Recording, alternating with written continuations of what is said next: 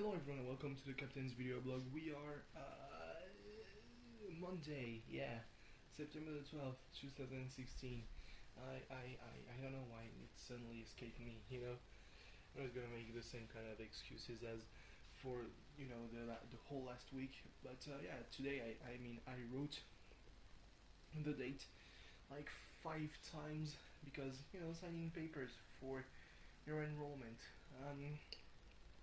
So good news, I can do 2 internships in a year. I can do that because the first one, the one that we've agreed on, basically, I will make it the one that's not mandatory, that I don't use to validate my year. So yeah, I can do another one of 6 months. Right after that, I don't even have to have a time between the two internships, because it's not the same process. So really cool. So yeah, as much as I feel that I'm gonna work my ass off during the end of 2016 and probably most of 2017, as it turns out, this is actually pretty cool. I'm looking forward to it, because that means finally gonna get done with all that shit, I just can't wait until I'm done with studying. So my index finger on the left hand is really stiff, which is kind of concerning. What happened? Well, yesterday, after the videoweblog, I hadn't eaten yet. I recorded the videoweblog and then I put the rice into the microwave, because we have a rice cooker that goes to the microwave. That's just fucking technology, man. So yeah, and while I was eating, I cut myself open. Well, it's not really cut open, but it's really I cut myself with bread. I was like, okay, sure, and because that's the kind of thing that happens when your bread is a bit too old. It suddenly gets real hard. So I wasn't even really trying to cut it with my fingers.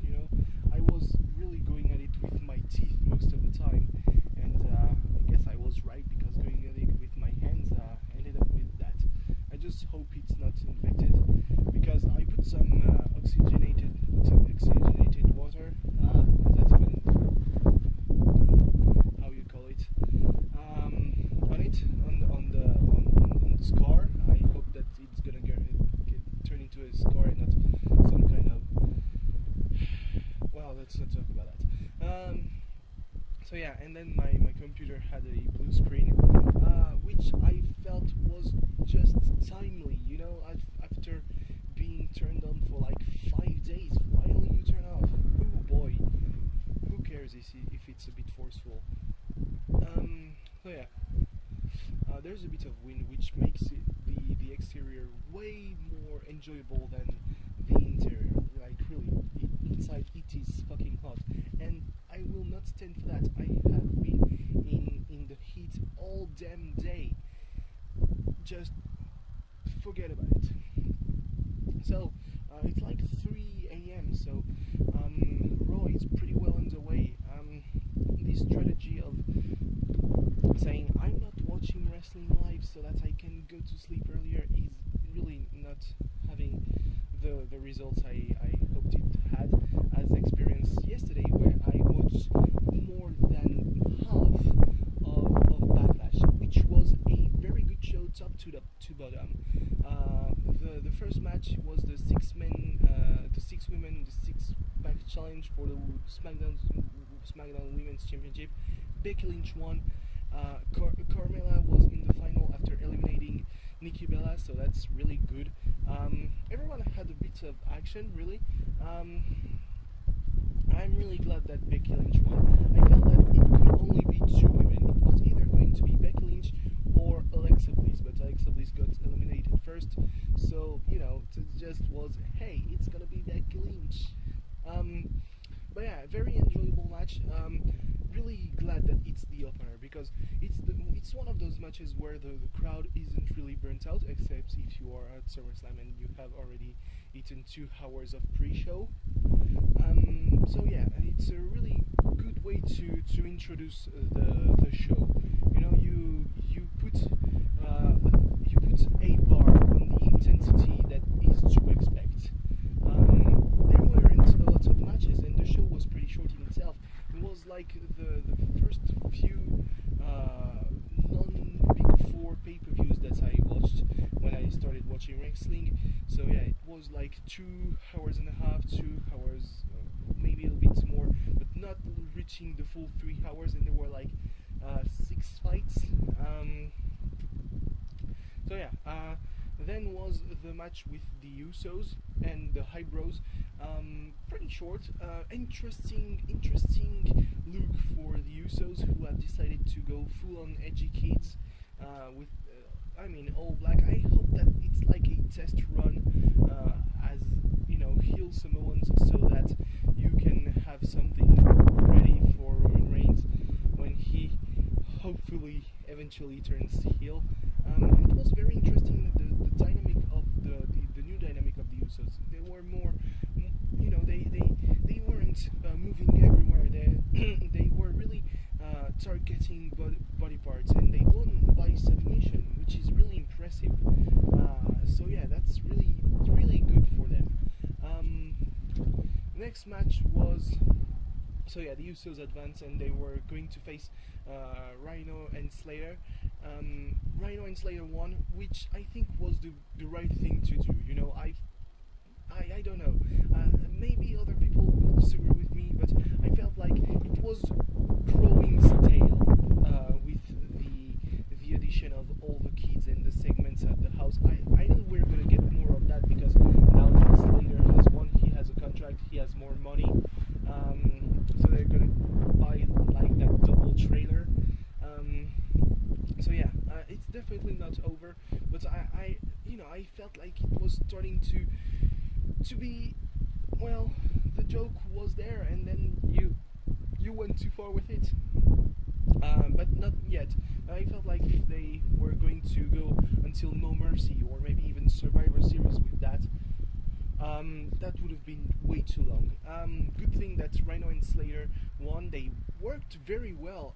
There was, you know, this brutality that we didn't expect from the Usos, but in response, the technical side of Slater really shone. Yeah. Next, after the Usos versus the High Bros, really one of the, if not the best match of the evening.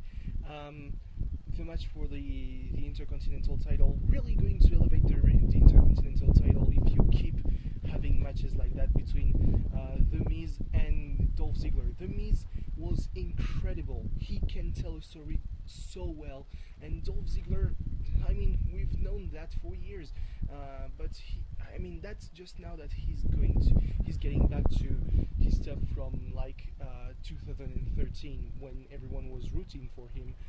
He was just great. I didn't really like the finish, you know. That's just playing once again into The Miz being a coward, but he will say that he's going to be clever, which he was really. So yeah, The Miz retains. Really great match. Probably the match of the night, because I mean, I didn't like the way the match between AJ Styles and Dean Ambrose ended, but we'll get to that later. The only low light of the night, I would guess, would be Bray Wyatt losing to Kane. Why? Sure, Randy Orton got involved. You know, he was out because of a concussion, I think. So they had him kayfabe being not cleared by being attacked. He came, he RKO'd Bray Wyatt during the match. That wasn't really bad, but it's a bit sloppy, and really just why have Bray Wyatt lose? He had already won won against Randy Orton. He could have won against Kane. That would have been great, I guess. So yeah, I didn't really understand the logic of all that. Just advancing the thing with Randy Orton, because obviously he's going to be cleared for No Mercy. So yeah. And the last match of the night for the WWE Championship, AJ Styles is the new WWE Champion, because he then a rev bump and the boom, the nuts, and the Styles clash. Woohoo! Dean Ambrose has been pretty transparent in his title run, mainly because we still associate him with, well, his horrible run in 2013, 2014.